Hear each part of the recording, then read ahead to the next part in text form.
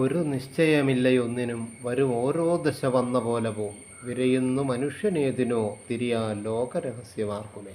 കുമാരനാശാൻ്റെ ചിന്താവിഷ്ടയായ സീത എന്ന കാവ്യത്തിലെ വരികളാണ്. കുടജാന്തവാടിയിൽ ഏകയായി വിചാരഭാഷയിൽ ആണ്ടിരിക്കുന്ന സീതയുടെ ചിന്തകളാണ്. തൻ്റെ ദുഃഖത്തിൻ്റെ ഭാണ്ഡക്കെട്ട് അഴിക്കുന്ന വിചാരധാരയിൽ ജീവിതത്തിൻ്റെ ക്ഷണികതയെയും അതിൻ്റെ നിശ്ചയമില്ലായ്മയെയും പറ്റി സീത ഓർക്കുകയാണ്.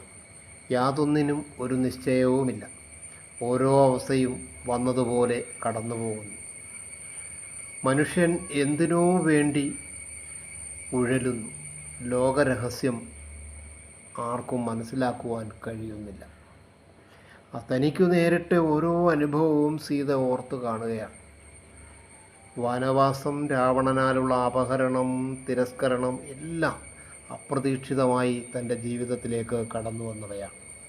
അതുകൊണ്ടാണ് മനുഷ്യജീവിതത്തിൽ സംഭവിക്കുന്ന കാര്യങ്ങൾക്ക് ഒന്നിനും ഒരു നിശ്ചയവുമില്ല എന്ന് സീതയ്ക്ക് പറയുവാൻ കഴിയുന്നത്.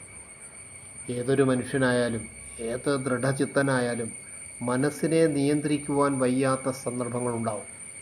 അതിലൊന്നാണ് സീതയുടെ ഈ മാനസിക അവസ്ഥ.